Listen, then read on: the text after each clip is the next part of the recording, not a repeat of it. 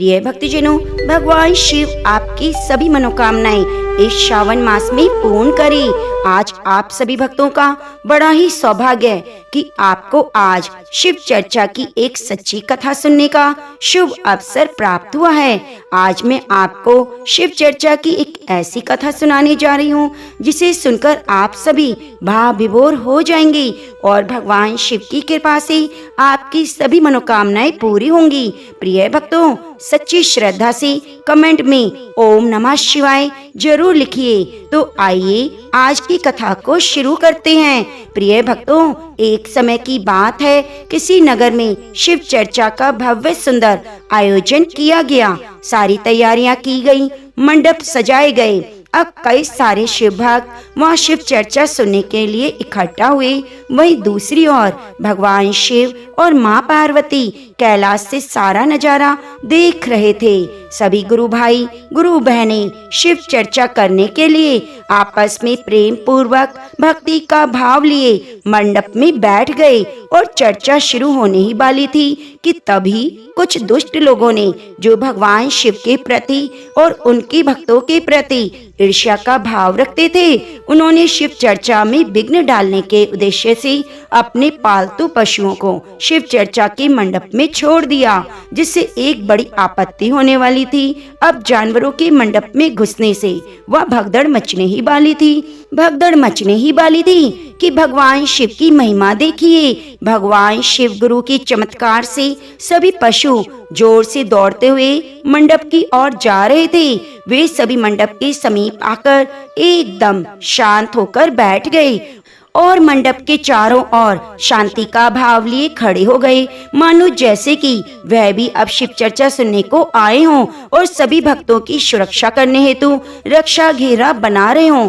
यह चमत्कार देखकर वे दुष्ट लोग भी हैरान हो गए। अब उन्होंने मन में विचार किया कि चलो वहां चलकर देखते हैं कि ये क्या माजरा है। इसलिए अब वे लोग भी यहाँ आकर चुपचाप अपने पशुओं के पीछे खड़े हो गए। अब मंडप में बैठे सभी भगवान शिव का जयकारा लगाने लगे और आगे शिव चर्चा की शुरुआत हुई। प्रिय भक्तजनों, भगवान शिव की गुरु भक्ति और महिमाएं कितनी महान हैं। जो लोग शिव चर्चा में विघ्न डालने के लिए आए थे, अब वही शिव चर्चा सुनने के लिए मंडप के बाहर खड़े हो गए। अब एक गुरु भाई सभी शिव भक्त गणों को सुखनी और दुखनी की पौराणिक कथा सुना रहे थे और कथा को आगे सुनाते हुए वे कहने लगे कि प्रिय भक्तों, किसी नगर में एक धनवान सेठ रहते थे। वह सेठ, जिसका नाम था भगीरथ, वह अपनी पत्नी रुक्मणी के साथ बड़े प्रेम से रहता था। सेठ की पत्नी भगवान शिव की अनन्य भक्त थी, जो हर दिन शिवलिंग पर जल अर्पण करती, भगवान शिव की नित्य पूजा आराधना करती। फिर कुछ ही दिनों के बाद वे गर्भवती हो गई और समय आने पर प्रसव पीड़ा उस स्त्री को होने लगी, किंतु शिशु को जन्म देते ही उस स्त्री की मृत्यु हो गई। अब सेठ जी बहुत दुखी हुए, किंतु वे कुछ कर भी नहीं सकते थे। वही दूसरी ओर सेठ की पत्नी ने एक सुंदर कन्या को जन्म दिया, जिसका नाम माँ को दुख देने के कारण दुखनी रखा गया। प्रिय भक्तों, अब वह कन्या समय के साथ साथ बड़ी होने लगी, किंतु सेठ को अपनी बेटी के लिए माँ की और स्वयं के लिए पत्नी की कमी हर पल महसूस होने लगी। इसलिए घर के अन्य लोगों के कहने पर उसने दूसरा विवाह किया। सेठ की दूसरी पत्नी आलसी, घमंडी और क्रोधी स्वभाव की थी।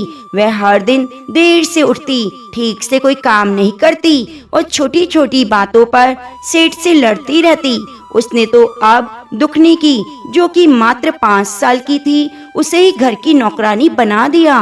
बेचारी वह कन्या, जिसकी बच्चों के साथ खेलने की उम्र थी, अब वह घर के सभी काम करती, झाड़ू लगाती, पिता के लिए खाना बनाती, माँ के कपड़े धोती, घर के सारे काम करती। सेठ यह देखकर बहुत दुखी होता, लेकिन उसकी दूसरी पत्नी उसको कुछ भी नहीं चलने देती, मानो उसे गुलाम बना दिया हो। प्रिय भक्तों, दुखनी भी अपनी माँ की तरह ही शांत, गुणवान और बहुत सुंदर थी। वह हर दिन प्रातः सुबह उठकर घर के सारे काम करती, नित्य भगवान शिव की पूजा करती, कभी अपने भाग्य को नहीं कोसती। वह तो बस अपने प्रिय भगवान शिव की भक्ति में लीन रहती। उसकी सौतेली माँ उसे बहुत डांटती, मारती, पीटती, फिर भी वह बेचारी सब कुछ शांति से सहन कर लेती। किंतु उसका सारा दर्द तो ओम नमः शिवाय का जाप करने पर गायब हो जाता। मानो शिव जी की पूजा करने से उसके सारे दर्द दुख एक पल मात्र में दूर हो जाते हैं। अब इसी तरह से कुछ समय बीतता गया। सेठ की दूसरी पत्नी भी गर्भवती हुई। अब समय के अनुसार उसने भी प्रसव किया, एक कन्या को जन्म दिया। अब सेठ और सेठ की दूसरी पत्नी खुश हुए, किंतु सेठ की पत्नी ने अपनी सौतेली बेटी से ईर्ष्या का भाव रखते हुए उसका नाम सुखनी रख दिया, अर्थात जो माँ बाप को सुख दे। प्रिय भक्तजनों, आपने यह कहावत तो सुनी होगी। लोग कहते हैं, बाप के जैसा बेटा, कटोरी जैसा ही लोटा। अब वही दूसरी ओर, जैसी माँ वैसी बेटी। माँ ने जैसे बीज बोया, बेटी ने भी वैसे ही बर्बादी उगाई। अब क्या था, नाम तो सुखनी था, पर माँ खुद अहंकार की मूर्ति थी, तो बेटी क्या इंसान बनती? प्रिय भक्तों, सुखनी भी अपनी माँ की ही तरह घमंडी, क्रोधी स्वभाव की थी। अब समय के साथ साथ दोनों बेटियां बड़ी होने लगी। सेठ तो अपनी दोनों बेटियों से प्रेम करते थे, कभी भी उन दोनों के बीच कोई भेदभाव नहीं करते। किंतु सेठ की दूसरी पत्नी और छोटी बेटी सुखनी हर संभव प्रकार से बड़ी बेटी दुखनी को परेशान करते। इस दुख से दूर रहने के लिए दुखनी हमेशा जहाँ भी शिव चर्चा होती वहाँ सुनने के लिए चली जाती। वह तो बस शिव की भक्ति में बैरागी बन गई, जिसे देखकर सेठ की दूसरी पत्नी अब और अधिक क्रोधित होती। उसकी शिव पूजा से वह ईर्ष्या भाव रखती, उसे झूठा खाना देती, सोने के लिए जमीन पर कहती, उसे कभी भी किसी भी प्रकार का एक पल का सुख नहीं देती या मिलने पर भी नहीं देती। प्रिय भक्तों, अब समय के अनुसार सेठ की दोनों बेटियां बड़ी हो गई। अब उनके विवाह के योग्य आयु हो गई। तब सेठानी ने सेठ जी से कहा, अजी सुनो ना, दुखनी के लिए आप सबसे निर्धन और निकम्मे लड़के की तलाश करो। उसको भूल से भी अच्छा रिश्ता मत करना। अगर तुमने ऐसा नहीं किया तो मैं खुदकुशी कर लूंगी, मैं अपनी जान दे दूंगी। अपनी पत्नी की ऐसी बातें सुनकर सेठ ने मजबूरी वश अपनी प्रिय बेटी का विवाह पास के गरीब किसान के घर में कर दिया। उसका पति एक पैर से अपाहिज भी था, इसी कारण वह कोई काम नहीं कर सकता था। वहीं दूसरी ओर कुछ समय के बाद सेठानी के कहे अनुसार सेठ ने अपनी दूसरी बेटी सुखनी का विवाह उसी गांव के सबसे बड़े सेठ के बेटे के साथ कर दिया। अब सुखनी के घर में किसी भी चीज की कमी नहीं थी, मानो वह किसी राजा की राजकुमार की पत्नी हो गई हो। अब विवाह के बाद सेठ ने दोनों बेटियों को अपने अपने ससुराल के लिए विदा किया। दुखनी का पति काफी गरीब था और अपाहिज होने से कोई काम भी नहीं कर सकता था। घर की पूरी जिम्मेदारी दुखनी के कंधे पर आ गई। अब उसे दूसरों के घर जा जाकर काम करना पड़ता और जो पैसा मिलता उससे वह अपने घर का व्यवहार करती। अब इसी तरह गरीबी में अपना जीवन यापन करने लगी। किंतु इतने सारे दुखों के पहाड़ पार करने के बाद भी उसने शिव चर्चा की आराधना करना भूल से भी नहीं छोड़ा। बस शिव जी की पूजा आराधना निस्वार्थ भाव से करती। अब धीरे धीरे समय बीतता रहा। उन दोनों बहनों को अब दो दो बच्चे हो गए। फिर एक दिन की बात है जब अचानक सुखनी अपनी सौतेली बहन दुखनी के घर आती है और कहती है, हे बहन देखो, तुम दूसरों के घर झाड़ू पोछा करती हो, जिससे तुम्हारे घर का गुजारा जैसे तैसे हो जाता है। मुझे लगता है इससे अच्छा है तुम मेरे घर का आकर झाड़ू पोछा करो। माना कि तुम्हारा घर थोड़ा दूर है, पर तुम मेरे घर पर काम करोगी तो मैं तुम्हें अन्य लोगों के यहाँ काम करने की जरूरत नहीं होगी। मैं तुम्हें पैसे दिया करूंगी और साथ ही बचा हुआ खाना भी दिया करूंगी। मैं अपने बच्चों और अपने पुराने कपड़े भी दिया करूंगी। अगर कुछ भी जरूरत पड़े तो वह भी मदद करूंगी। प्रिय भक्तों, दुखनी जानती थी कि उसकी बहन का स्वभाव कैसा है और उसके प्रति व्यवहार बिल्कुल अच्छा नहीं है, लेकिन बेचारी दुखनी करती भी तो क्या करती, उसकी तो हर प्रकार से मजबूरी थी। अब उसने सोचा शायद माँ से दूर रहने के कारण उसका स्वभाव बदल गया हो, इसलिए अपनी बहन की चिकनी चुपड़ी बातों को सुनकर उसने हामी भर दी। अब दूसरे दिन से दुखनी सुखनी के घर काम करने जाया करती, किंतु सुखनी उससे बहुत सारा काम करा लेती जब तक कि वह थक नहीं जाती। काम करने के बाद उसे वापस जाते हुए बासी झूठा रात का बचा हुआ खाना ले जाने को कहती। अब बेचारी क्या करती, वे दुखिया वही खाना लाकर अपने बच्चों और पति को देती और अगर कुछ बच जाता तो खुद खा लेती, अन्यथा पानी पीकर सो जाया करती। फिर एक दिन की बात है जब सुखनी ने अपने घर पर शिव चर्चा का आयोजन किया, भव्य पूजा का आयोजन किया।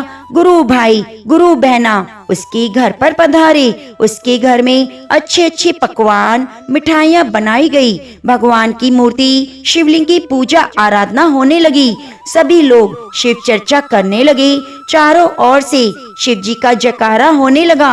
वहीं जब दुखनी अपनी बहन के घर पर काम करने जा रही थी, तभी उसके बच्चों ने कहा, माँ मुझे अच्छा खाना खाना है, मिठाई भी चाहिए, माँ क्या तुम लाओगी? तब दुखनी ने कहा, बेटा मैं क्या करूँ, कहाँ से लाऊं? मुझे बड़ा दुख होता है कि तुम्हारी इच्छा पूरी नहीं हो पा रही। तुम्हारे पिताजी भी कुछ काम नहीं कर पाते। तब बच्चा बोला, माँ मौसी के यहाँ आज शिव चर्चा है, मैंने गांव की औरतों से सुना था। तब दुखनी ने कहा, हाँ बेटा मैंने भी सुना है, किंतु मैं हर रोज जाती हूँ, लेकिन आज तुम्हारी मौसी ने मुझे बुलाया ही नहीं। तब अपने बच्चों के मासूम चेहरे को देख दुखनी कहती है, ठीक है नहीं बुलाया तो क्या हुआ, मैं जरूर जाती हूँ और तुम लोगों के लिए कुछ लाती हूँ। वहाँ जाकर सुखनी ने दुखनी को देखते ही अपना मुंह बना लिया, जिसे देखकर दुखनी बहुत दुखी हुई, लेकिन वे बेचारी करती भी तो क्या करती, बड़ी आस लेकर आई थी। वह तो इसलिए अपनी बहन से कहती है, हे बहन आज तुम्हारे घर पर शिव चर्चा का आयोजन किया है, मुझे लगता है शायद तुम मुझसे कहना भूल गई। तब तीव्र कटु शब्दों के साथ सुखनी ने कहा, अरे मैंने तुम्हें बुला ही नहीं था, फिर तू क्यों मुंह उठाकर चली आई?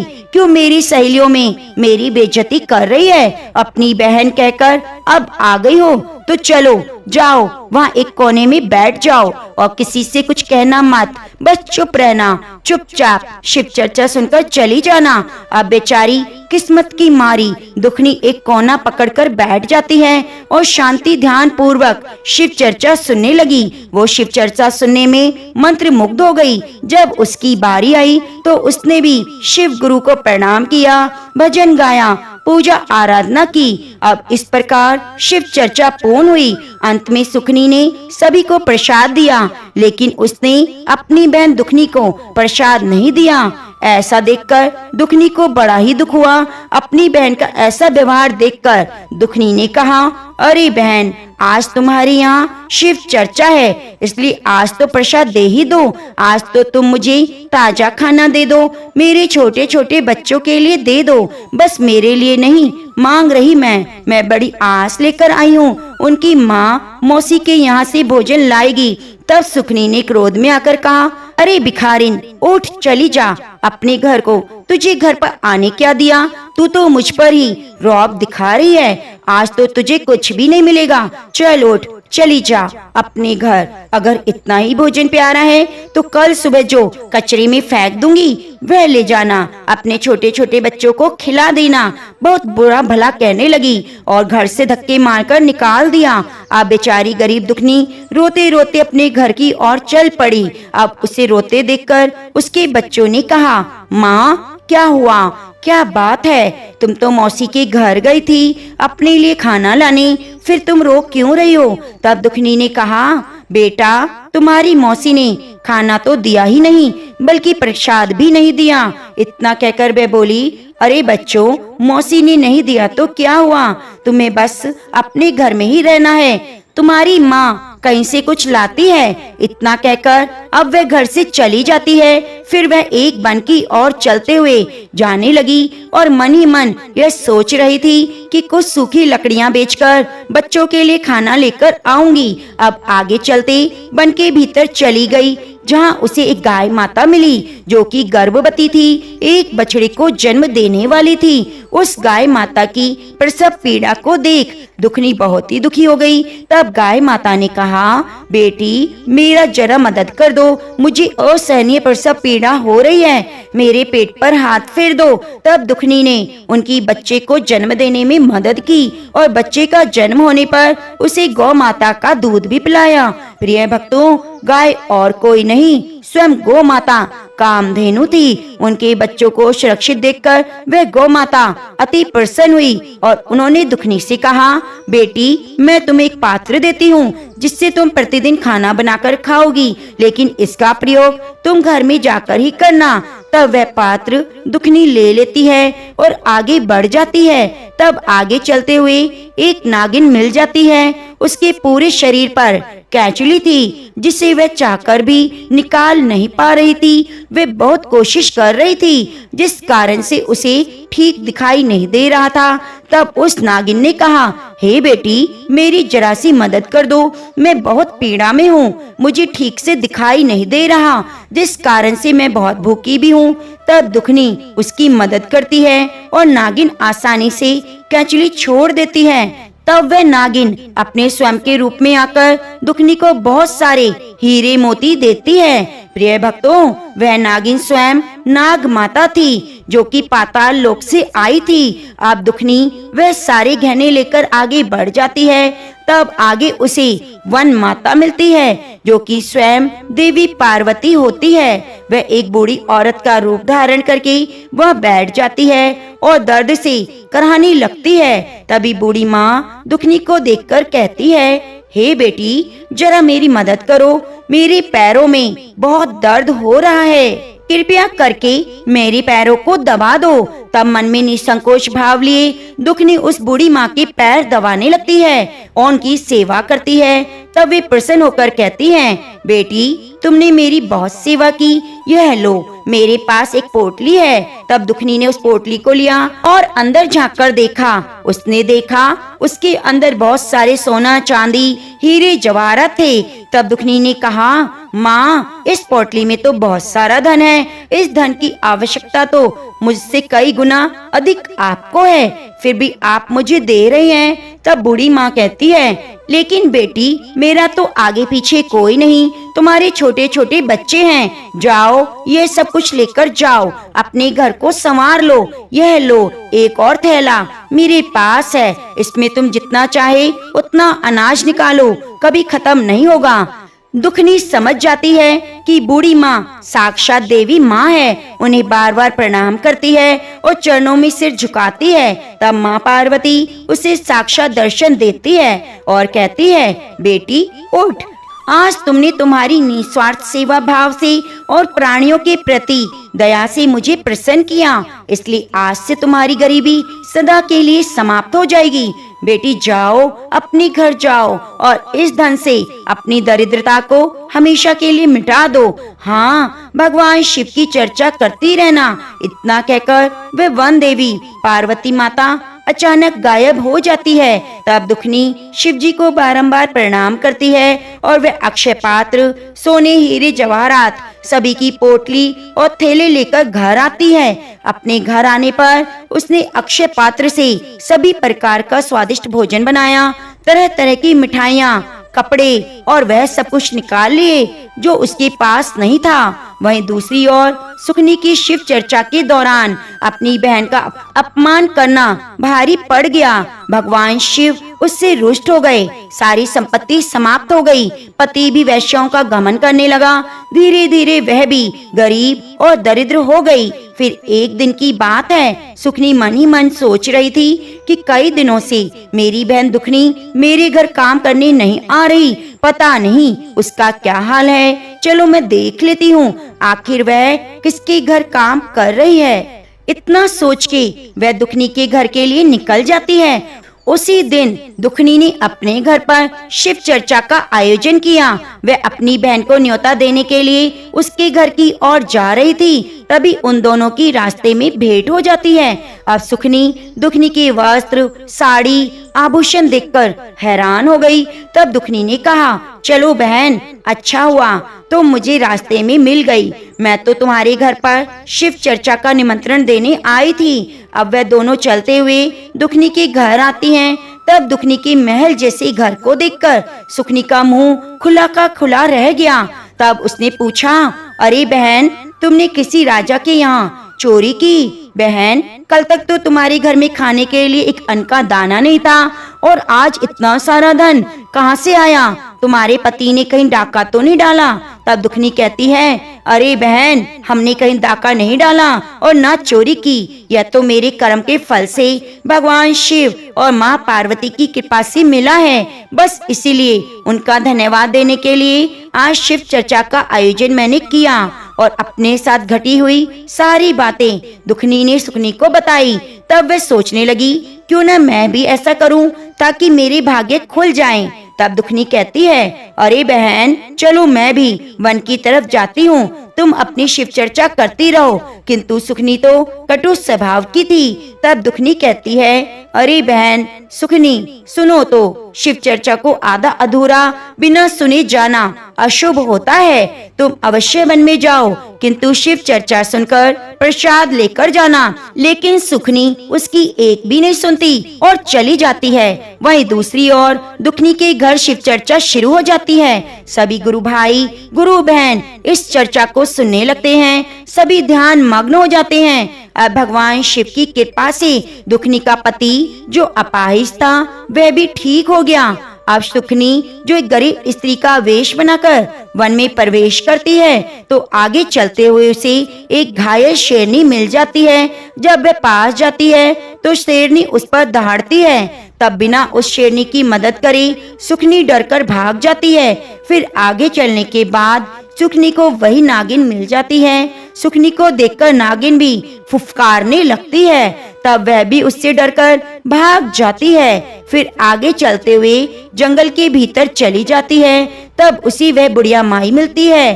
तब उनके पास जाकर उनके पैर पकड़ती है और कहती है, माँ जी, आप मुझे भी धन दे दो, इसके बदले में मैं आपकी सेवा करूंगी। तो बूढ़ी माँ क्रोध से कहती है, अरे चल हट, निकल जा मेरे पास से, मेरी नजरों से दूर हो जा। तू जैसी स्वार्थी स्त्री मेरे पैर नहीं पकड़ सकती। यह तो भगवान शिव का पवित्र वन है। जो स्त्री शिव चर्चा को अधूरा छोड़ दे वह मेरे पास कदापि नहीं आ सकती।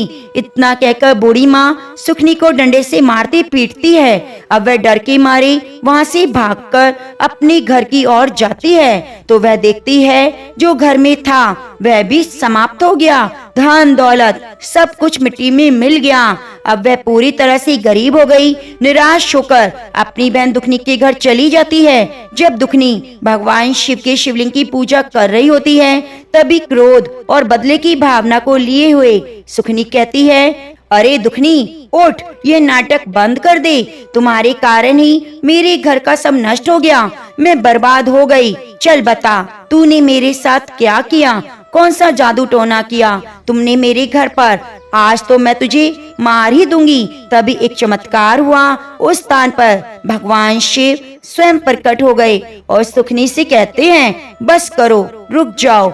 दुष्ट स्त्री, इसमें दुखनी का कोई दोष नहीं। अरे तुम तो एक घमंडी स्त्री हो। तुम्हारे पास सब कुछ होकर भी तुम एक गरीब का रूप धारण करके वन में स्वार्थ भाव से गई। वही वन में वन देवी पार्वती है, उन्होंने ही तुम्हारा सारा धन ऐश्वर्य नष्ट किया है। तुमने हमेशा से ही धन का लालच किया और तुमने मेरी प्रिय भक्त को और प्रिय भक्तों को दुख दिया। अरे यह तो बेचारी तुम्हारे यहाँ शिव चर्चा में आई थी और तुमने इसे प्रसाद भी नहीं दिया बल्कि इसका अपमान किया और मेरा भी अपमान तूने आज करने की कोशिश की। आज जो भी तुम्हारे साथ हुआ वह तुम्हारे कर्मों का फल है। प्रिय भक्तों, सुखनी रोती हुई गिड़गिड़ाती हुई भगवान शिव से प्रार्थना करने लगती है, हे भगवान भोलेनाथ, हे शिव गुरु, आज से मुझसे कोई भी गलती नहीं होगी। अब तो मैं शिव चर्चा कहने वाले, सुनने वाले सभी का आदर करूंगी। हर दिन शिव चर्चा का प्रचार करूंगी।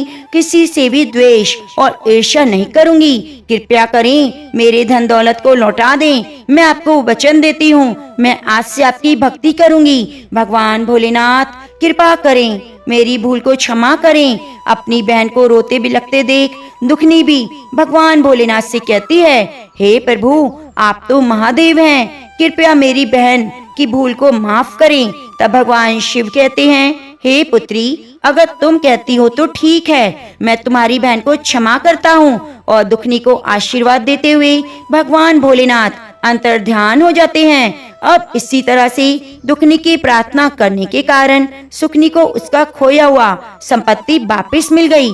अब सुखनी के भीतर परिवर्तन आ गया। वह भी अपनी बहन की तरह शिव जी की पूजा आराधना करने लगी और दुखनी के साथ प्रेम पूर्वक आचरण करने लगी। अब इसी तरह से शिव चर्चा पूर्ण हो जाती है और फिर शिव गुरु कहते हैं, प्रिय भक्तों, इस प्रकार भगवान शिव की कृपा से दोनों बहनें प्रेम से रहने लगी। तभी गुरु भाई आगे की कथा को सुनाना शुरू करते हैं। एक समय की बात है, जब भगवान शिव कैलाश में ध्यान मग्न होकर बैठे थे, तभी अचानक से नारद मुनि वहाँ पधारते हैं और कहते हैं, हे प्रभु, आज जब मैं मृत्यु लोक में भ्रमण कर रहा था तो मैंने देखा हर जगह शिव चर्चा हो रही थी। इसी कारण से मेरे मन में यह प्रश्न उठा कि भगवान शिव की शिव चर्चा का क्या विषय है। मुझे तो इसे पता करना ही होगा।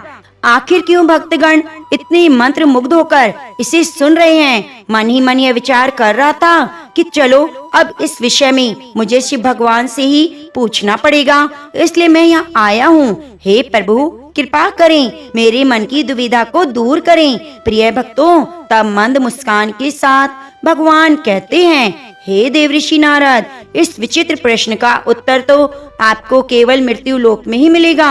इसलिए आप मृत्यु लोक में एक मनुष्य का भेष धारण करके जाएं। जो भी नवजात शिशु मिलेगा उसके कान में चुपके से इस प्रश्न को पूछ लेना। तब भगवान शिव को प्रणाम करते हुए नारद जी कहते हैं, ठीक है प्रभु, अगर आप कह रहे हैं तो मैं अवश्य ऐसा करूँगा। इतना कहकर नारद मुनि धरती लोक पर आते हैं और एक युवा साधु का वेश धारण कर उसी समय उनकी नजर एक अंडे से बाहर निकल रहे तोते के पिल्ले पर पड़ती है और वह जाकर उनके कान में पूछते हैं, हे तोते बालक, इस धरती लोक पर शिव चर्चा इतनी क्यों प्रसिद्ध है जिसे हर कोई सुनना चाहता है। तब इतना शब्द सुनते ही उस तोते के नवजात बच्चे ने अपनी देह को त्याग दिया, अर्थात उसकी मृत्यु हो गई, जिसे देखकर नारद जी बहुत दुखी हुए। तब इस आश्चर्यचकित बात को देखकर वे सीधे भगवान शिव के पास आते हैं। उनसे पूछते हैं, हे प्रभु, आपने जैसा कहा था हमने ठीक वैसा किया, किंतु तोता तो मर गया। अब हम कैसे अपने प्रश्न का उत्तर जान लेंगे।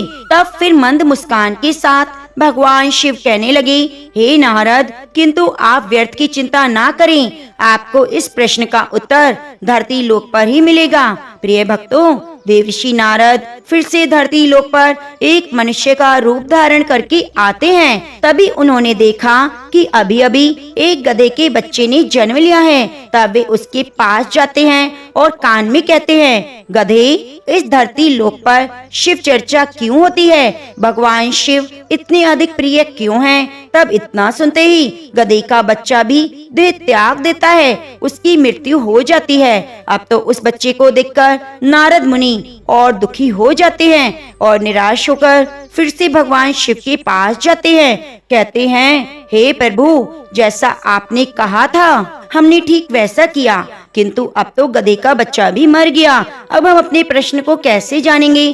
तब गंभीर स्वर में भगवान शिव बोले, हे देवर्षि नारद, आप इस प्रश्न का उत्तर तो धरती लोक पर ही ढूंढिए, आपको अवश्य मिल जाएगा। तब नारद जी फिर बड़ी आस के साथ धरती लोक पर जाते हैं। अब इस बार उन्हें एक गाय का बछड़ा जन्म लेते हुए दिखाई दिया। तब वे नवजात बछड़े के पास जाकर कान में पूछते हैं, हे बछड़े, हे गोपुत्र, तो मुझे बताओ, मृत्यु लोक पर भगवान शिव की चर्चा क्यों होती है, क्यों इतनी अधिक प्रसिद्ध है? क्या तुम मुझे बता सकते हो? अब क्या था, वे गाय का बछड़ा भी तुरंत मर गया। यह देखकर तो नारद मुनि और अधिक दुखी हो गए। विचार करने लगे, मैंने एक ऐसा प्रश्न पूछ लिया जिसका उत्तर कोई नहीं जानता, पर प्रश्न सुनते ही उसकी मृत्यु हो जाती है। अब चाहे कुछ भी हो, मैं इस प्रश्न का उत्तर भगवान शिव के मुख से ही सुनूंगा, क्योंकि मेरे कारण तीन नवजात शिशुओं की मृत्यु हो गई। बस अब मैं मृत्यु का पाप अपने सिर नहीं ले सकता। इतना विचार करते हुए नारद मुनि फिर से भगवान शिव के पास चले जाते हैं और कहते हैं, इस बार प्रभु, गाय का बछड़ा भी मर गया, मुझे गाय हत्या का पाप लगेगा। कृपया मेरी शंका का समाधान करें, मुझे इन प्राणियों की हत्या के पाप से मुक्ति दिलाइए। मैं इस प्रश्न के उत्तर को केवल आपके मुख से सुनना चाहता हूँ। मैंने जिससे भी यह प्रश्न पूछा उसकी मृत्यु हो गई। तब भगवान शिव बोले, हे नारद, आपको इस बार निराश नहीं होना पड़ेगा, आपके प्रश्न का उत्तर अवश्य मिलेगा। आप दोबारा से धरती लोक पर जाएं तो आपको जवाब मिलेगा। प्रिय भक्तों, अब नारद जी बहुत ही आशा और विश्वास के साथ धरती लोक पर पधारते हैं और अपना वेश बदलते हैं। तब इस प्रकार उन्हें एक राजा के भव्य महल में एक बच्चा जन्म लेते हुए दिखाई दिया। उस राजा के यहाँ एक पुत्र का जन्म हुआ। उस राजा के विवाह के कई सालों बाद और बहुत मन्नतें मांगते हुआ करीब 10-12 सालों के बाद उन्हें एक बेटा हुआ। इसीलिए राजमहल में बहुत बड़ा उत्सव मनाया गया। वहाँ उपस्थित सभी लोग राजा के बेटे को देखने के लिए उत्सुक थे। राजा के दरवाजे पर पहरेदार खड़े थे। तब नारद जी एक साधु का रूप धारण करके द्वार पर पहुँच जाते हैं। सिपाहियों से पूछते हैं कि यहाँ इतनी भीड़ क्यों उमड़ रही है। तब सिपाही कहते हैं, अरे महाशय, आप नहीं जानते, हमारे राजा के यहाँ कई सालों के बाद एक पुत्र का जन्म हुआ है, इसलिए सब लोग राजकुमार को देखने के लिए इकट्ठा हुए हैं। तब साधु रूपी नारद मुनि बोले, हे सिपाहियों, अब मैं भी राजा के बेटे को देखना चाहता हूँ। तभी उन सिपाहियों ने कहा, हे महाशय, आपको अंदर जाने की अनुमति नहीं। तब नारद मुनि कहते हैं, जब तक मैं इस पुत्र का मुख देख ना लूं, तब तक मैं वहाँ से एक पल भी नहीं हटूंगा। अब इस प्रकार हट देखकर सिपाही विवश हो गए। उन्होंने अपने राजा को बुलाया। राजा वहाँ पहुँचे। तब साधु ने कहा, हे राजन, मैं आपके पुत्र को देखना चाहता हूँ, आशीर्वाद देना चाहता हूँ। उस साधु का तेजस्वी रूप देखकर राजन उनकी बात को मान लेते हैं और अपने साथ राजकुमार के कक्ष में ले गए। तब साधु महात्मा कहते हैं, राजन, मुझे बालक के साथ एकांत में रहने दीजिए। यह सुनकर राजन आश्चर्य में पड़ गए। कहने लगे, मुनिवर, आप ये क्या कह रहे हैं? भला आपको इस नवजात शिशु से क्या बात करनी है? इसकी आयु तो मात्र 2 घंटे की है, यह आपसे कैसे बातें करेगा? तब मुनिवर कहते हैं, हे राजन, मैं इस बालक की खोज करते करते आया हूँ। इसके पीछे विधाता का गूढ़ रहस्य छिपा होगा। मैं बहुत समय से इस बालक की प्रतीक्षा कर रहा था। तब राजन थोड़े समय तक विचार करते हुए हामी भर देते हैं और कहने लगे, हे मुनिवर, अगर आप ईश्वर की देन हैं तो ठीक है, आप इस बालक से एकांत में संवाद कर सकते हैं। इतना कहकर राजा अन्य लोगों सहित उस स्थान से बाहर आ जाता है और कमरे को बंद कर देता है। अब नारद मुनि अपने असली रूप में आते हैं और बालक के पास जाते हैं। कान में पूछते हैं, हे बालक, इस मृत्यु लोक पर शिव चर्चा इतनी प्रसिद्ध क्यों है? भगवान की महिमा इतनी क्यों है? तब बालक अचानक उठकर बैठ गया और बोला, हे मुनिवर, आपने यह प्रश्न हमसे तब भी पूछा था जब मैं एक तोते के रूप में जन्म लिया। केवल शिव चर्चा शब्द सुनकर मैंने उस देश से मुक्ति पा ली। उसके बाद यह प्रश्न तब पूछा जब मैंने गधे के रूप में जन्म लिया और फिर से मैंने शिव चर्चा का शब्द सुनते ही मुक्ति पाली। फिर उसके बाद बछड़े के रूप में जन्म लिया, जिस कारण फिर आपने मुझसे यही प्रश्न पूछा और मुझे पशु योनि से मुक्ति मिल गई, तीनों जन्मों से मुक्ति मिल गई। इसका कारण केवल भगवान शिव का नाम था जो आपने हमारे कान में लिया। अब जाकर मुझे मनुष्य का जन्म मिला। अब मैं सारा जीवन भगवान शिव की पूजा आराधना करूंगा। यह सुनकर नारद मुनि रोंगटे खड़े हो गए। उनके प्रश्न का उत्तर अब मिल गया। अब तो हर हर महादेव का जाप करते हुए उस स्थान से अंतर्ध्यान हो स्वर्ग में चले गए। प्रिय भक्तों, अब गुरु भाई ने अपनी कथा को पूर्ण विराम दिया और कथा की समाप्ति के बाद वहीं सभी उपस्थित लोगों ने भगवान शिव का जयकारा लगाया। वहीं जो दुष्ट लोग मंडप के बाहर खड़े थे, शिव चर्चा सुन रहे थे, उनका भी हृदय शिव भक्ति में लीन हो गया। तो सभी एक बार प्रेम से बोलिए नमः पार्वती पते हर हर महादेव। प्रिय भक्तजनों, उम्मीद करती हूँ आपको यह कथा बहुत अच्छी लगी होगी। पूरे श्रावण मास भगवान शिव की कथाओं को सुनने के लिए कृपया आप हमारे चैनल को सब्सक्राइब कर लीजिए, बगल में बनी घंटी को दबा लीजिए, जिससे आने वाली वीडियो की नोटिफिकेशन आपको सबसे पहले मिले। और कमेंट बॉक्स में हर हर महादेव का जयकारा जरूर लगाइए।